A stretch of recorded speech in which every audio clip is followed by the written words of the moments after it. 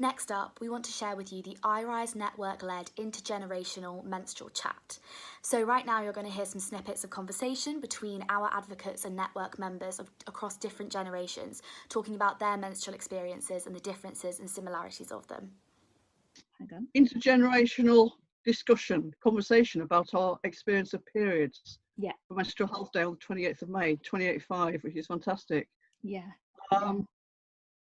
You're my lovely daughter, and I'm your mum. So what? Yeah.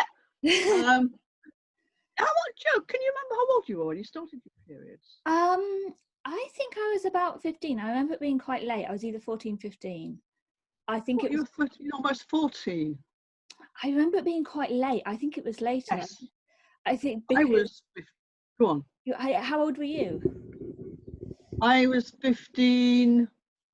I was 15 in December 66. So I was thinking about early March 67. Yeah. I was late. Yeah, same. I remember the day that it started. I think I may have been in year 9 actually. Yeah, late year 9. And Right. I had an English class, and I remember getting these really weird pains in my back, and I was like, "Oh, this is new," and it was obviously cramps, and I that button night it started. So yeah, it's interesting that it's kind of the same age. Yeah. Also, no, I can remember reaching 15 and getting worried and talking to Nana, to my mum, your Nana, her saying that we'd give it a bit longer, a few more months, and if not, we'd go to the doctor. I was getting, because I was very late developer anyway. I was the last one of my last in my class to get a bra and everything, you know. Yeah. And turned out your great grandmother, granddad's mum, she'd been 16 or something. Okay. So if you allow for puberty starting early, it would make sense. But I remember all my classmates had started, and me feeling starting to wonder if there was really something wrong with me. It's hard, isn't it? We didn't really talk about it that much at all, actually. I think maybe I talked about it with some of my close friends, but even then, it wasn't something that you kind of did at that point, I think. Oh no, it was all very furtive. I remember Steve, your uncle, my brother, and Grandad were never to know when I was on a period. Yeah. You had to use bulky pads. Oh. And disposing of them was a real faff, you know, Dr. White's sanitary towel belt, and not being able to say anything to Steve about why, you know, my brother, because he was only a year younger. I explained why I was moody or something, you know, or feeling off. I think Go on. Yeah, no, I think it's really hard because, like, in some ways, I think discussions around it are more open now, and I certainly feel like I can talk to my friends about it, and my partner's really supportive with everything. Yeah. But I still wouldn't feel comfortable, for example, being at my partner's relatives and saying the reason I'm feeling really bad today is because I'm on my period, which happened actually at Christmas. I was quite late on my period, and I was just really in a bad mood all day, and it wasn't because I didn't want to be there, it was just because I was feeling rotten, and I didn't feel like, even amongst people I knew and who I loved, that I couldn't say that openly. So I think we've come some way, but not as far as we'd like, really. Although your dad's always been very supportive. I've always been very open with him. Yeah. Particularly if we have some difficulties starting a family. And there's lots of open discussion about what was happening and what wasn't, and the difficulties I'd experienced, you know, periods stopping, periods not starting, and things. So it's always been fairly open. But I think he, at some point, because I was sort of reaching menopause around the time you were, not long after you started your period. So the poor bloke felt he was surrounded by female hormones. I remember that phase. Caught in the middle. And I think that's the thing. There's so much more hormonal stuff going on around periods, and the older I get, the more I realise that it's not just about that physical activity once a month. It affects everything, and your health and your mood can change, and it's sometimes quite hard to talk about some of that stuff. Yes. In a way, because it's not just that one time in a month when you bleed or don't bleed. Yeah, it's not. I don't miss having periods themselves, all the faffing and the fussing and the watching, but I do miss having periods aside, because it used to be like a reassurance that my body was working. Yeah. I know it sounds odd, but feminine in quotes, you know what I mean? That my body with the hormones are working.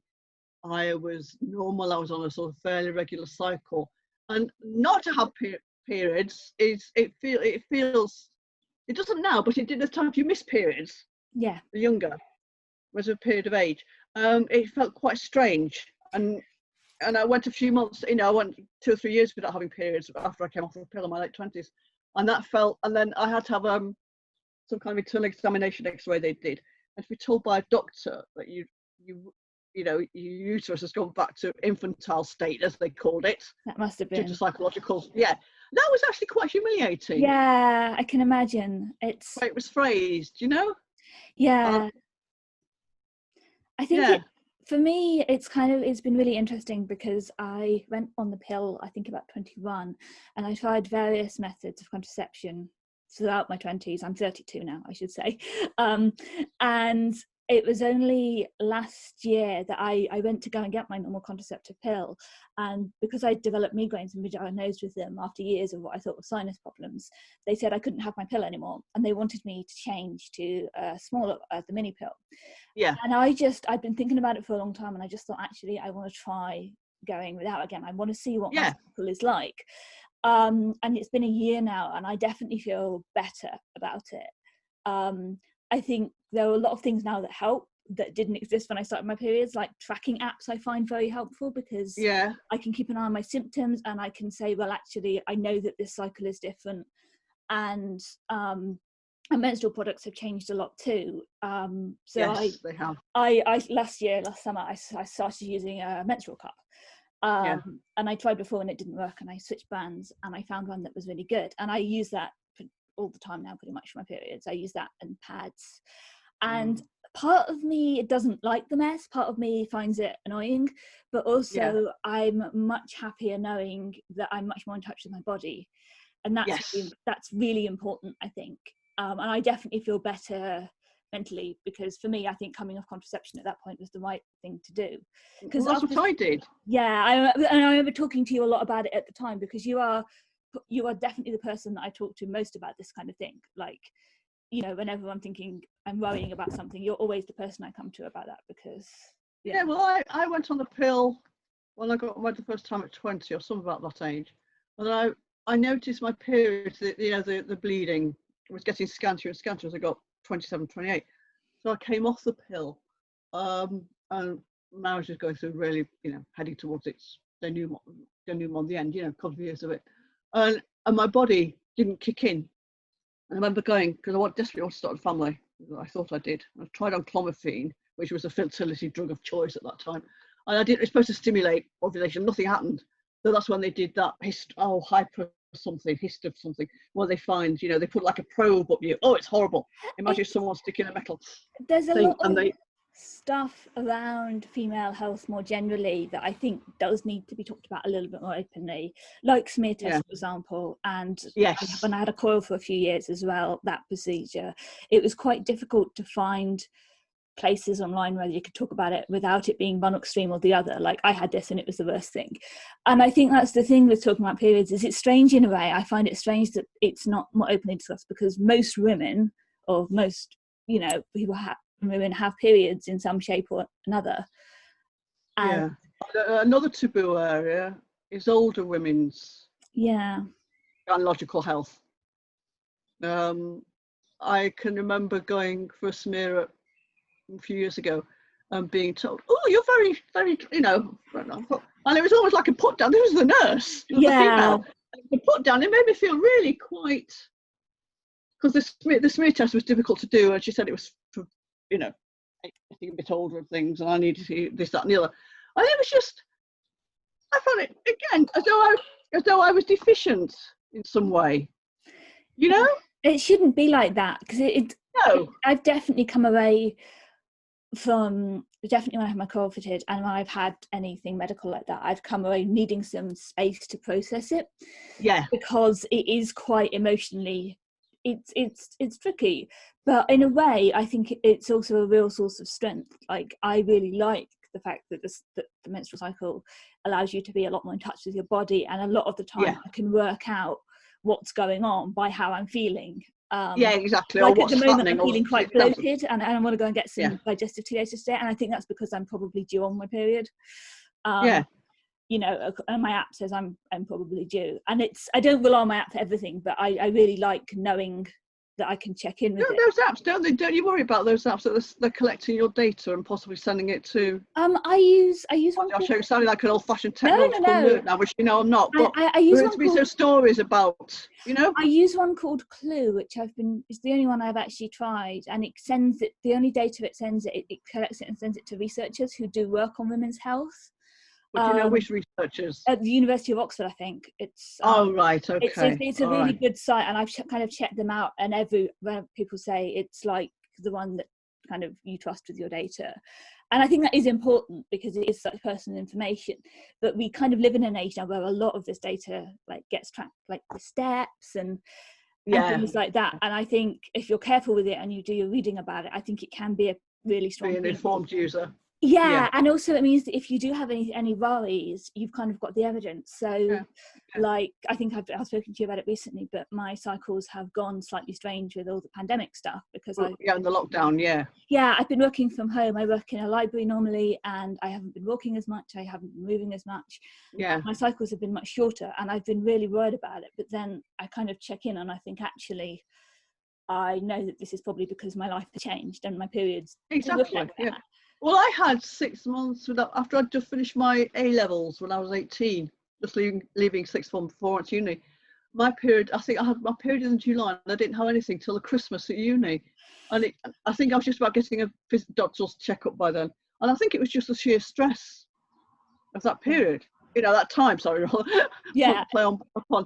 But you know what I mean? And I think that's what it was. Whereas when I came off the pill, I think it was probably a mix of the pill, the hormonal effects, but again, psychological. It was only when I met your dad. Well, no, before I met your dad, but things started. Once my mind started to break away, things restored themselves. As though my body was gone into hibernation. I think that's the only thing I can explain. But your body does respond. But the other thing is, you get. I used to get very tremendous, and friends and I used to compare. Particularly after I had you, we used to get our boobs used to swell up. The second half of the cycle, I used to have to change bras, go up a bra and wear bras at night, I get that. I often have fairly steady PMS symptoms in that I tend to get quite heavy boobs, and it's just painful. Everything is just sore. And sometimes I get cramps. I've been quite lucky since I came off the pill and that I haven't had as many cramps, but I often I get slightly bloated, which I definitely feel at the moment, and I can often tell there's two other big symptoms for me, one of which is I get really, really tired. It's tricky because that's also one of my migraine triggers, but I get very tired. And the other thing is I get irrationally angry. So generally, before my period is due, I'll have some kind of hissing, I'll get completely over the top about a really small issue with my partner.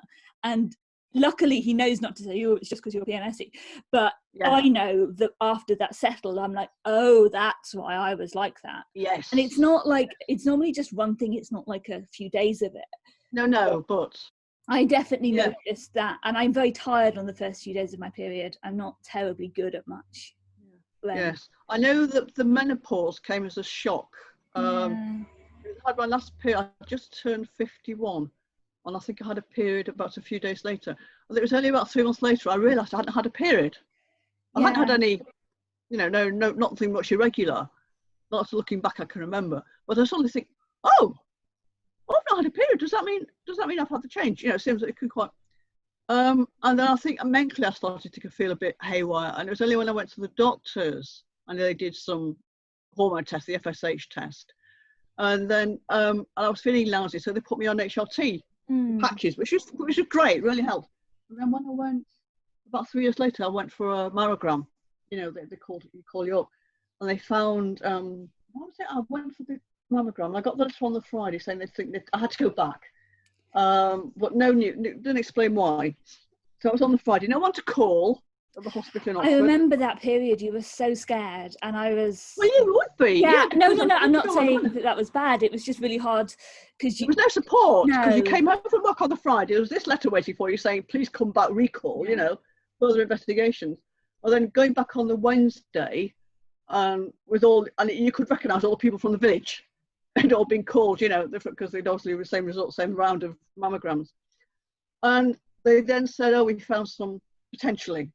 And she said, "Oh, well, we can't fit you in today. You'll have to come back for another biopsy, another day." And I said, "No way." And I really protested about the lack of support. And they said, "Oh, we'll fit you." They managed to luckily fit me in. And after that, they recommended that I said it could have been HRT could have caused it. Luckily, it wasn't cancer, but it was something that could have been triggered by the HRT that could develop later on, Yeah. And luckily, I managed to slowly weed myself off, and it was fine. But even so, it was the lack of support at the time that's really, really striking. There was no one to turn to, even hanging over that weekend. Yeah, it's really scary, isn't it? Like, I mean, I have some ongoing just cysts in my left breast, and I remember trying to get that checked out, and it was terrifying because they fast tracked me through because of that. And I mean, I think luckily they said it was hormonal, that they said that they were just small, and I do worry about it sometimes, but a lot of the time again I can track it, and it's definitely at certain points. But I think there is kind of a lot of unknown things about women's health, and particularly with the relation to hormones in the cycle. I think there's still a lot we and also with the family history. Yeah, because my grandma had breast cancer. Yes, on your dad's side. Yeah, exactly. So that's, but on my side, touch wood. Did you ever find that there were things you couldn't do because of your period? Like, not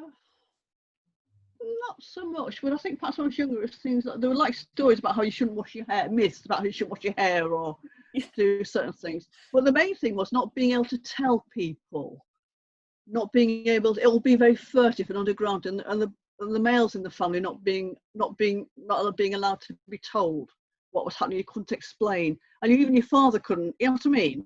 This was this little girl growing up, and there was. Whereas I think with your dad, we were much more open about it. Yeah, I think it was still probably he's much more willing to talk about it. He totally is. He pretends to go squeamish, but he's not really. He's very open and receptive and willing. We can share our concerns with him, and I know think it's really important to be able to do that. Actually, I definitely find that, and I'm really lucky because my partner is very similar in that he's very supportive, and when I decided to come off the pill, I talked to him about it, but he has always been really good.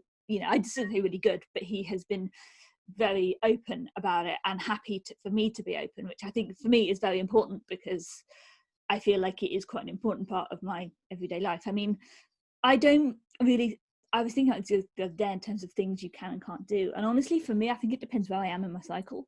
Like, if I'm really heavy, I wouldn't want to go swimming, really. Oh, no, I wouldn't do that. I mean, I might do now because, I've got the cup and stuff. But I was thinking, and the only thing I probably wouldn't do now, I probably wouldn't do intense sport. I have done really hard exercise classes on my heaviest days. And although I come out feeling like Superwoman, I'm also just knackered.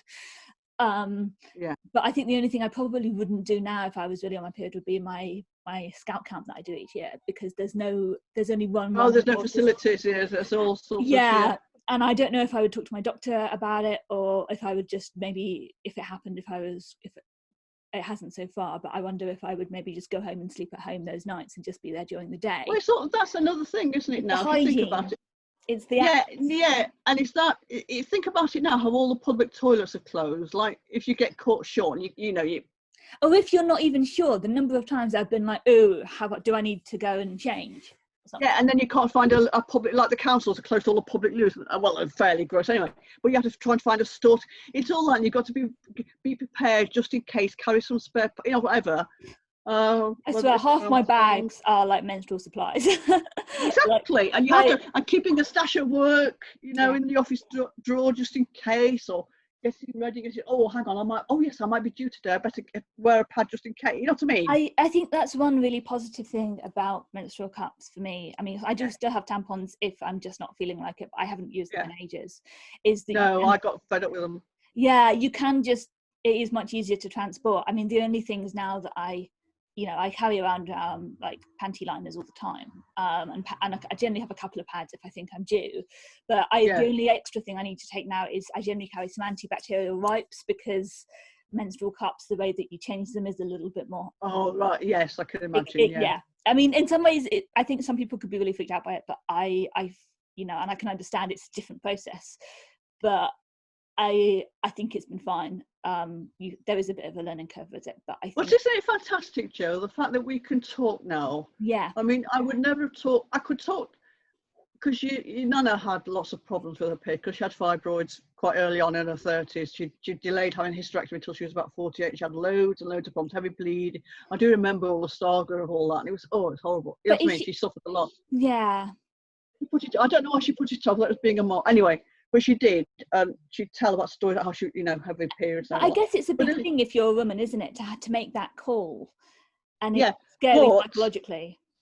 Yeah, I think I think she was scared of having the hysterectomy, and also hysterectomy was I know it's still a major operation, but it used to be offered as a panacea for all female ailments at that in when was it be in the 80s. Yeah. And also it threw her immediately into menopause, surgical menopause at 48, and I think that was horrendous.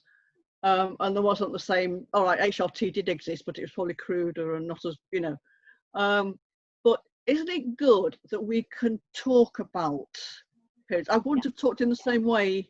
I could have done, but we just didn't. Yeah. But we can talk about it openly. I feel like it's one of the best things, in a way, about how open we can be. It makes us closer, I think, as people.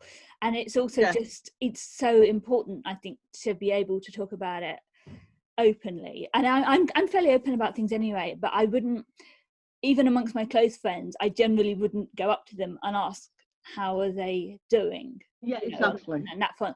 There was a time last year, I remember really strongly, I was visiting, my friends and I were all meeting up in London, and we were playing games in a London park somewhere.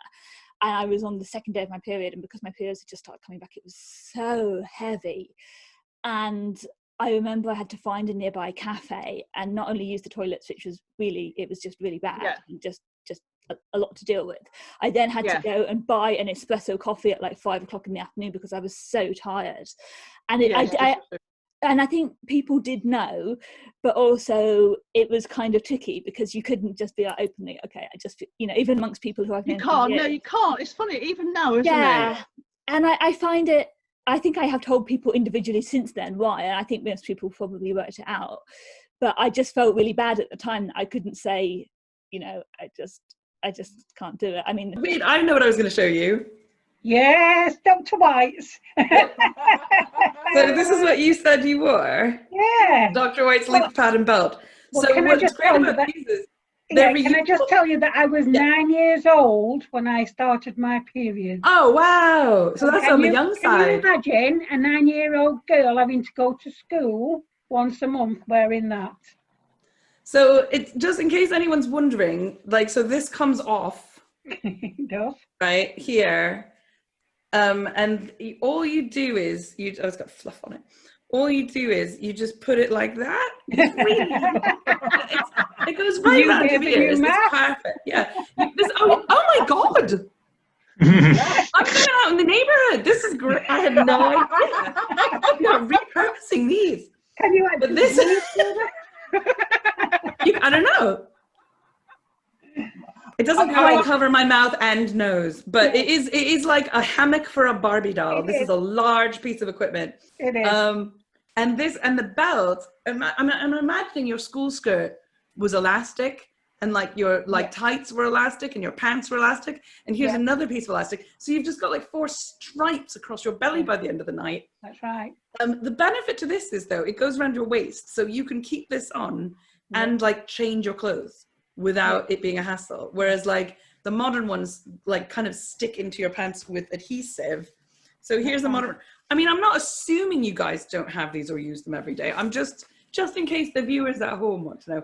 So this is with wings. The modern kind with wings, like in my zine, with wings. You can fly. So this is an aeroplane. This one's a rocket. So yeah, but these are so they are improved. I just sort of think that there was I was just writing an article about this. So disposable menstrual products have sort of commandeered the market for nearly 100 years. But in the 30s, there were briefly menstrual cups, and now menstrual cups are back. But in the 30s, that was when they were first introduced. So that was nearly 100 years ago. And I always get fluff in these just because they're they're all stored in the same bag. Sorry, not very hygienic. A menstrual cup, right? It's like a tampon that you can drink out of. I'm kidding. A menstrual, I'm sorry. A menstrual cup is used the same way as a tampon. It's an internal menstrual product, but it holds the blood rather than absorbing it like a sponge. This one's got a hole in it to show you that it's a demo model. It's not been inside a person. It is, they wouldn't normally, otherwise it would be a terrible design flaw. But the way you use it is, you, depending on the size of you and how strong your pelvic floor muscles are, you can get a narrower diameter one or slightly wider one. They're both quite small. They are bigger than a tampon when they're open, but when you fold them in half, they're smaller. And there are different ways you can do the fold, so that if you need like a thinner starting point, you can insert it like this and then release it inside. Just, if you're using this, when you take it out, don't take it out like that, because it'll just go everywhere. But learn from my fail. I was really excited the first time I learned how to use them. Luckily, I was in a shower cubicle, so we didn't have to like call the CSI guys. But the design of it has a number of innovations now. Like there are some that you can open one-handed and release with a valve rather than tipping over. There are some that have a bell shape where it squeezes in a bit, so that if you have a shorter or lower cervix, you can make it a longer or shorter device. And then some come with like a little training cup to like teach you how to insert it, but it doesn't hold very much, so you can give it a go. And there are some brands that do like 3 or 4 sizes, so that young women can use them as well, or young people who are cool with inserted products but want to use reusables. Like most people tend to start off with like a pad of some kind. But the latest innovation is period pants. So menstrual underwear is new. It's just got a lining with like a cloth pad style, which you can also I've get. heard about them, but I've not seen them. So these are cloth pads. You could, this one's magnetic, which is really neat. A friend of mine in Wales designed this one. So the magnet allows you to add more depth to the absorbency of the pad. Right. And then the wings stay on better. So this is for like a small pair of pants. But then this is a pair of pants itself. So they've got a thicker gusset. Right. I just thought gusset would make a lovely name. But then they just last a few hours. So you do have to change them, but the thicker ones last 7 or 8 hours. So like a whole day of school or work, or a whole night in bed. Okay, it's working now, which is great news, because had loads of technical difficulties. Only took us 2 days to get this set up. Hopefully it works. Come on. Okay, so I guess I wanted to talk to you today about periods, because you know I like talking about them all the time, and we've got this One World Period event, and it's Menstrual Health Day coming up soon.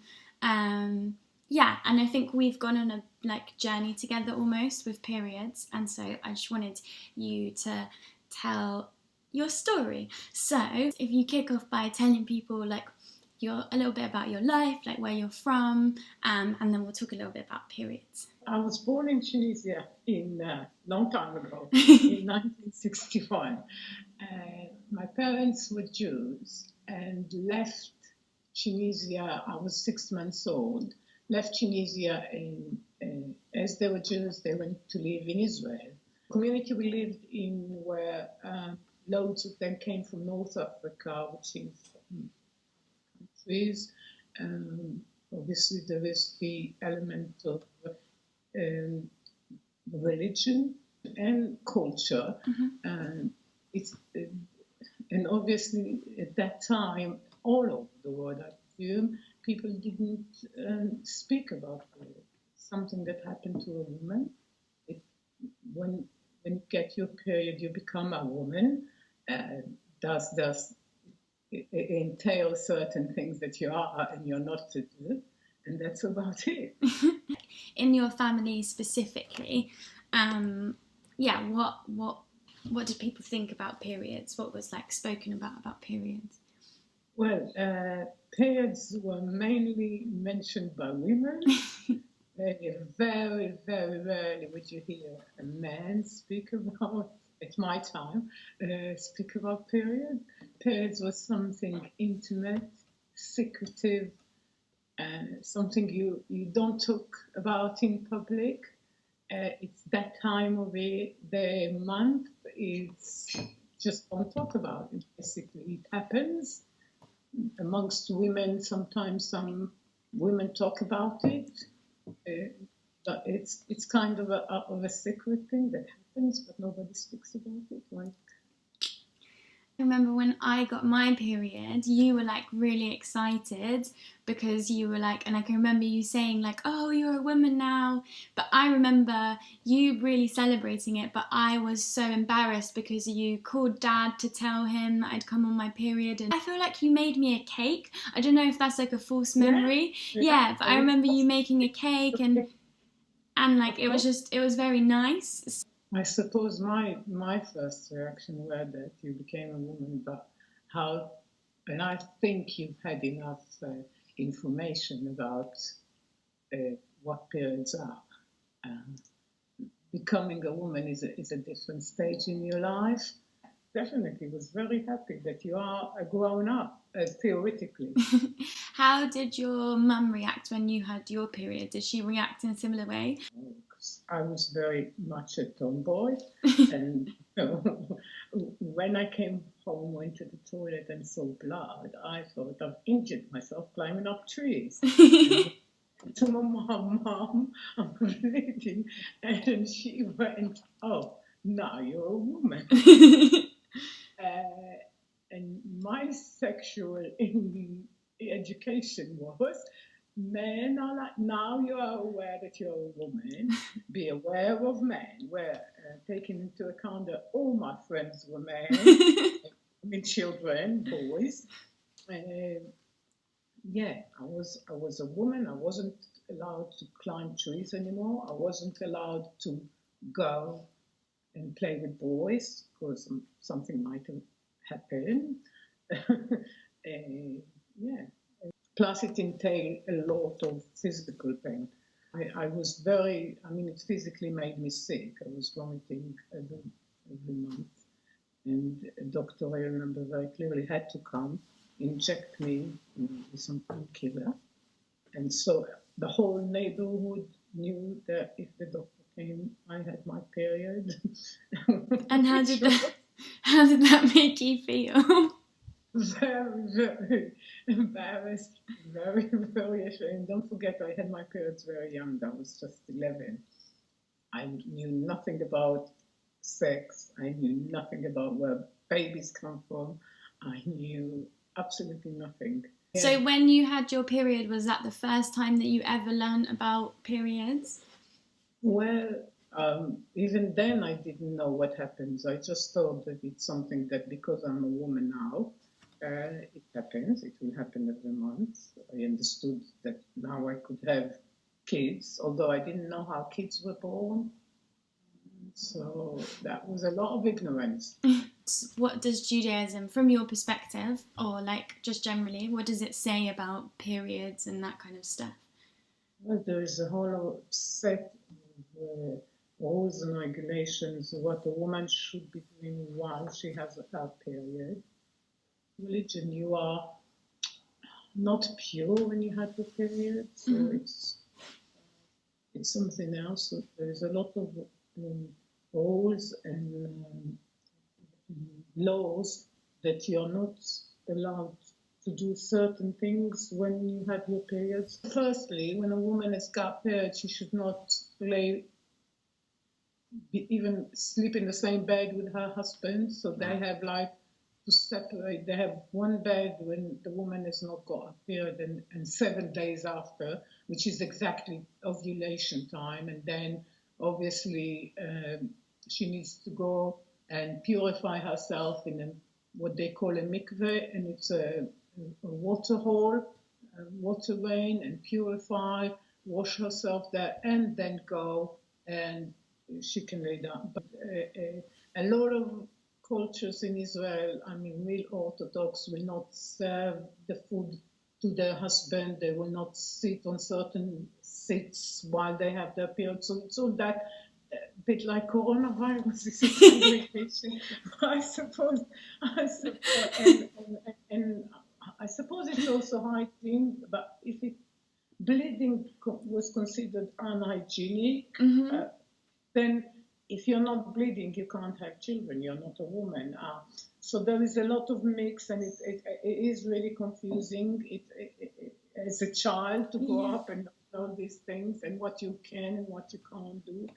So, and obviously growing up with that and being told that now you can't play with balls, it's all been so mysterious. It wasn't very, very clear. Mm-hmm. I really did not understand. I think now we understand more, so it's easier to deal with. But at that age, at 11, when you know nothing about your sexuality, it's quite shocking to be told that you have to watch out for men and be aware that men are like predators, and that you shouldn't sort of get too near them because you might do something that might shame the family.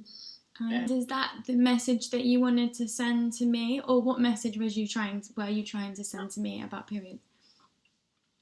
The message I was trying to pass on to you is that period is a good thing because it means your body clock, your biological clock is working, and that this is a progression, obviously, from being a child to being a woman, and there will be a lot of changes in your being, not only your bodily changes, but also your mental changes, because obviously when you get your periods, your moods change. There is a hormonal balance. There is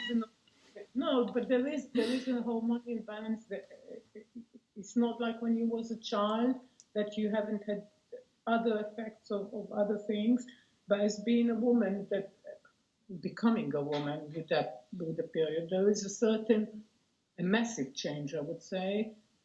Whether it's good or not, I don't know. I suppose it's a natural progress, but it happens.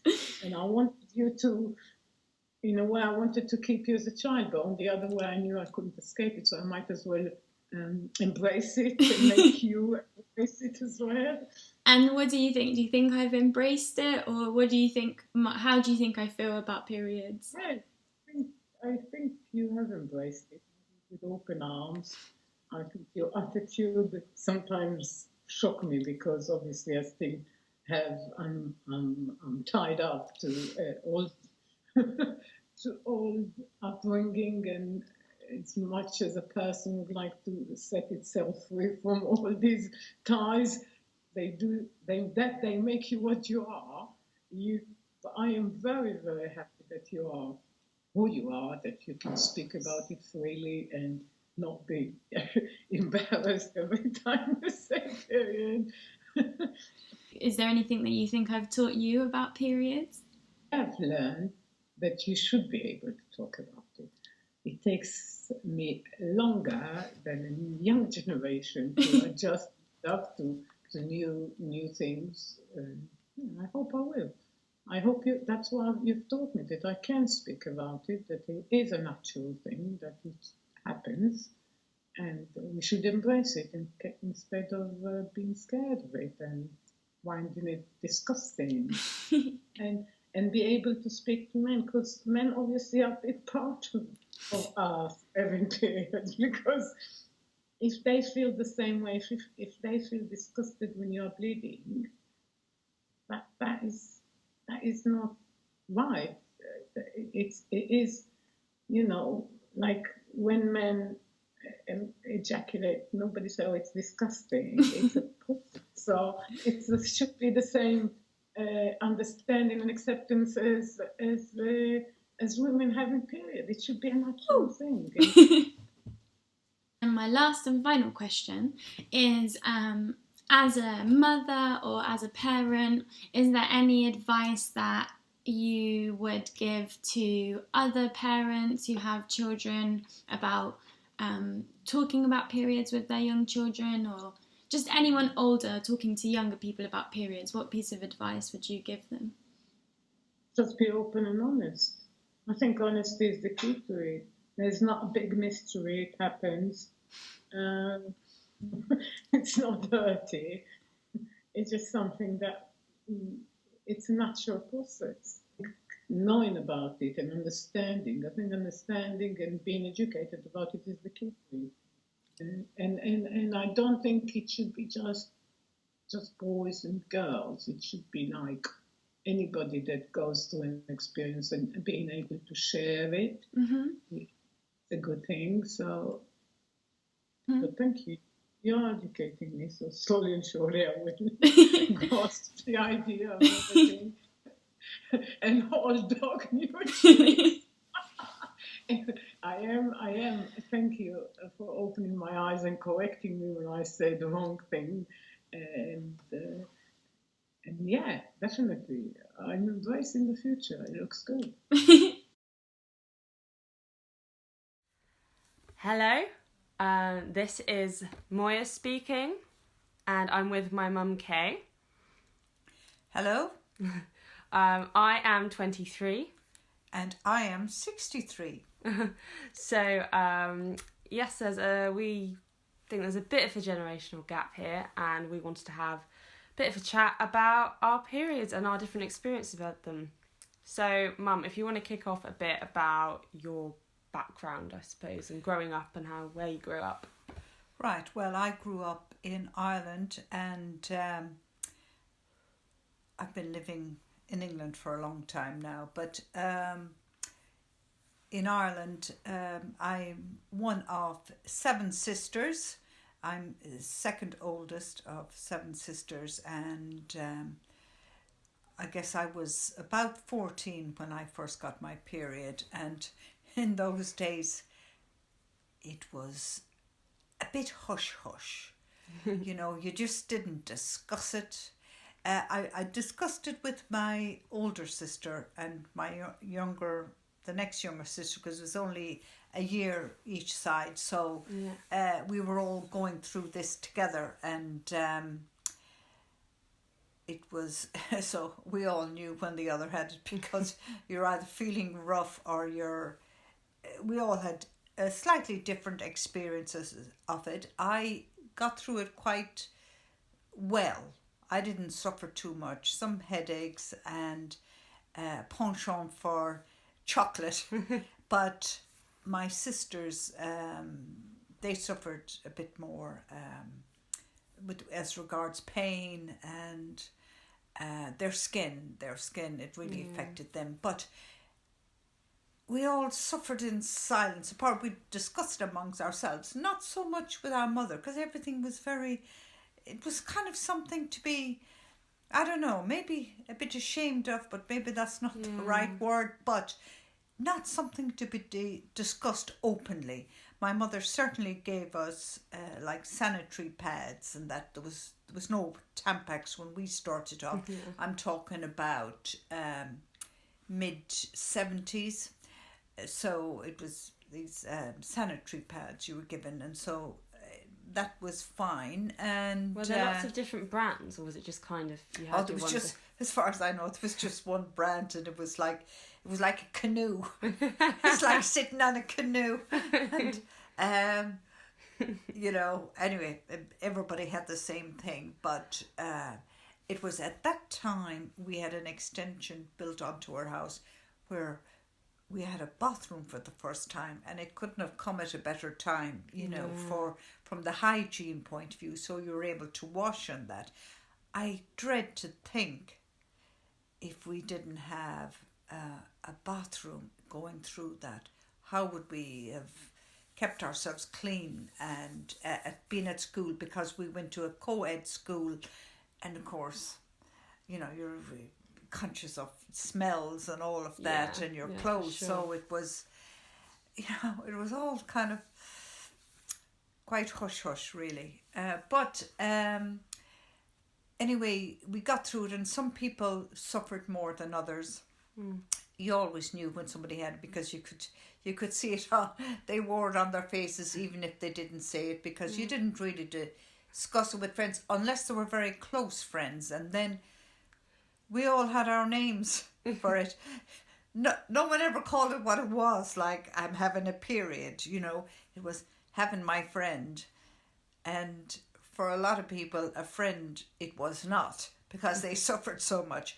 or oh, I'm jinxed, oh God, and all these expressions and names we gave it to, rather than calling it what it was, you know. But you know, nowadays I know with the current generation, with you, Moya, you're 40 years my junior, and that, and people are a lot more open about it. I mean, you'd never have said in front of a boy, I'm having my period. Oh, it was just not done. I know. It's definitely something. I mean, I still feel, whilst it's definitely finally getting there in some sections of society at the moment, I think it's really only been over since I've been at uni, when I've started kind of, one of the main things that I think is really important to do is, when furthering the whole cause of like the discussing periods, is just saying in front of a boy, I've got my period, or I need to get sanitary towels or something like that. Something very small, like you don't need to necessarily go into massive detail about it. It's just that kind of thing makes it very comfortable. And it's funny because I went to a girls' school from year 7 to 11, so from the ages of 11 to 16. And actually, during my time there, we barely discussed it. And I don't even know if that was the situation. I'm quite amazed at that, really. Yeah, I mean, my group and like we were really quite embarrassed by it. And I wonder, I don't know if that was the case for other people in my year, but I remember going into sixth form, and the girls I kind of was more friendly with there were a lot more, there were a lot more, they'd say, oh, shall I wear a yellow tampon or an orange tampon today, or something like that. And we'd like talk about, oh, I'll wear a yellow one today, or something like that. And it would be just really fun and light. And it really, like, it took me a while to kind of really talk about it like that. And definitely, I'd say even for me, it's only been over the last couple of years where I'd be very comfortable saying it in front of, even say like my brother or dad. I remember actually when we were in America last year, we had a family holiday, and I went to the pharmacy to get some sanitary towels, and the Always pads in America have these really floral designs on them, so they're really pretty. I came out with them in a bag because I still, I wouldn't kind of, I didn't really need the bag, I wouldn't really walk down the street with them. I still feel that way. And I remember Dad was like picking in the bag and said, oh, they look pretty, what are they? And I said, oh, they're sanitary towels. That was probably the first time I openly addressed it in that way, which is quite funny. Yeah, but you were sometimes, in my era, made to feel embarrassed. I remember once going through airport security, and they have a route around in your bag. And I had this... It was for holding Tampax, and it would hold 2 Tampax, and it was like a plastic little pouch for holding it. And the person checking my bag said, "What is this?" I said, "Oh, that holds my Tampax." And he stuffed it back into my bag. And, he just like, move along, That's really... like he was embarrassed. And I was embarrassed because I had to say what it was. I was still at that stage where because you were just made to feel embarrassed about it. Why were we made to feel embarrassed about it? Yeah. And, but I do remember that, and the way he stuffed it in my bag, and next please, go move along. That's really funny, because it really reminds me of a time. I remember I was with a friend, and we were going to a gig, and we were 17, but we wanted to bring some alcohol in our bags. So it was underage activity, not to be encouraged, but she says what I always do. She puts her sanitary towel, her sanitary towel or her tampons in front of the drink, so the security guards, who are normally men, look at it and immediately close it and just completely give it back to you. So from that perspective, from that smuggling, as long as it's nothing too too illicit, we used it to our advantage. But that would be the only time. Yeah. But it just goes to show you how people's reaction to periods, and that, so... No, it's very scary. It is, but I think it's got better in recent times, but it still has quite a bit of way to go, and because it's one of the natural things in life, we do it for so many decades. Yeah.